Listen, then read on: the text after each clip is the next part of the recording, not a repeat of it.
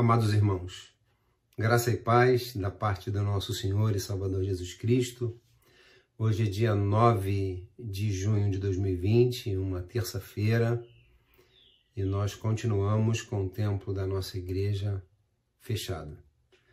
Algumas informações mexeram com a quarentena no estado do Rio de Janeiro no último final de semana, quando decretos do governo do estado e da prefeitura flexibilizaram a quarentena, dando autorização de alguns estabelecimentos e de templos religiosos abrirem as suas portas. Mas no dia de ontem, no dia 8 de junho, a justiça cassou esses decretos, então a quarentena volta a ser obrigatória no estado do Rio de Janeiro, e essa flexibilização que tínhamos, hoje nós não temos mais. Nós bem sabemos de que durante esta semana, estas decisões terão uma série de desfechos, principalmente pelo fato de que nós não estamos lutando apenas contra uma pandemia, contra uma doença. Nós não estamos lidando apenas com dados científicos, nós estamos lidando com os resultados da política que se pratica nesse Brasil, nesse país. Então, em função disso, nós temos que aguardar. Cumpre citar que o Conselho da Igreja, no dia de hoje, terça-feira à noite, a partir das 20h30, vai estar reunido para tratar especificamente da questão da reabertura do templo. Cumpre citar também de que nós, enquanto Conselho da Igreja, estamos alinhados com as orientações do nosso presbitério, o presbitério Duque de Caxias. E a reabertura dos templos ou não por parte das igrejas irmãs, isso nós estaremos levando em conta quando estaremos decidindo por reabrir ou manter o templo da nossa igreja fechado. Mais uma vez o pastor ressalta: todas as nossas ações enquanto liderança da igreja visam exclusivamente o bem-estar da membresia, visam exclusivamente o bem-estar do rebanho. Então, é possível que a ansiedade já esteja no nosso coração. Algumas igrejas já abriram no último domingo. É possível que você tenha se perguntado: e a nossa igreja abre quando? Quando nós voltaremos a nos reunir no templo? Ou seja, nós não faremos nada na correria, não faremos nada que não seja resultado e fruto de um entendimento, de reflexão e de oração. Nós estamos aqui e buscamos a glória de Deus e o bem-estar do nosso rebanho. A palavra do Senhor está aberta diante de nós. E no livro do profeta Jonas, no capítulo 1, o verso de número 2, ele diz assim: Dispõe-te e vai à grande cidade de Nínive e clama contra ela, porque a sua malícia subiu até mim. Dispõe-te e vai à grande cidade de Nínive e clama contra ela, porque a sua malícia subiu até mim. Palavra do Senhor. Queridos, estas palavras são palavras do Senhor direcionadas ao profeta Jonas, que nós costumamos rotular de profeta fujão. Jonas estava sendo comissionado para pregar na cidade de Nínive. E você pode achar isso uma tarefa fácil, ou você pode considerar isso mais uma missão na vida de um homem de Deus. Só que Jonas tinha duas coisas no coração e que pesaram na hora de digerir e de discernir a missão que estava recebendo. A primeira é que ele sabia que Nínive era a capital da Assíria e um lugar muito perigoso, um lugar que todas as pessoas sabiam que era um lugar em que a dominação assíria era contundente. O Império Assírio, nesse momento, era o império mais poderoso da terra. Era um lugar que oferecia perigo de morte, principalmente para os estrangeiros.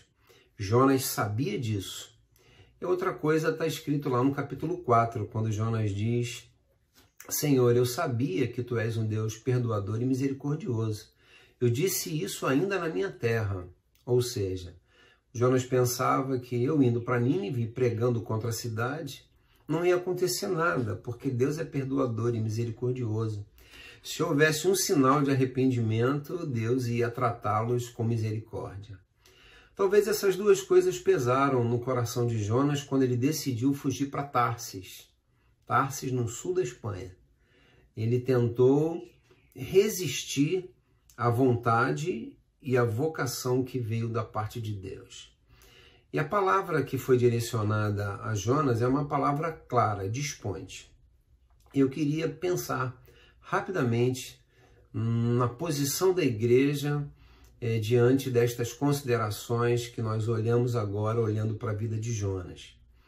Primeiro que a gente, enquanto igreja, enquanto servos do Senhor, nós não podemos estar distantes ou omissos aos olhos do Senhor. Ninguém pode se esconder de Deus. E quando o pastor diz que ninguém pode se esconder de Deus, eu não me refiro à questão de se esconder fisicamente. Se esconder de Deus no sentido de não cumprir o seu papel de igreja ou de servo de Deus. E outra coisa, a gente não pode nem fugir dos olhos de Deus e nem fugir e resistir à vocação que vem dele. Quando Deus decide vocacionar, ele faz usando a sua soberania, a sua vontade, capacitando os escolhidos, concedendo a eles habilidades, dons e talentos para serem vividos e executados no cumprimento da sua missão. Nós estamos vivendo tempos atípicos, nós já falamos isso diversas vezes. Falamos já diversas vezes que todos nós temos que nos reinventar, temos que nos ressignificar, temos que pensar a postura da igreja, mas estas coisas aqui permanecem inalteradas. Enquanto servos do Senhor, nós não podemos nos esconder dos olhos eternos de Deus. Deus está vendo o que está passando no nosso coração, na nossa mente e na nossa alma. É impossível fugir dos olhos do Senhor.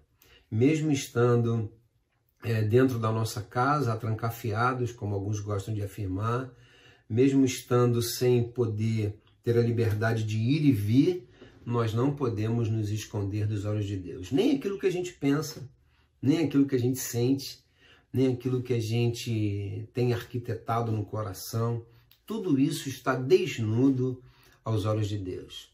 E a gente também não pode fugir da vocação. Quando eu começo a entender aquilo que Deus quer da minha vida na obra do Senhor, eu me recuso a fazer porque eu acho que eu sou incapaz, porque eu acho que tem outras pessoas mais capacitadas, porque eu acho que essa tarefa não é minha, porque eu acho que Deus de fato não está me dizendo o que eu estou achando que está. Quando eu recuso a vocação que vem da parte de Deus, quando eu tento fazer isso, eu também tento me omitir.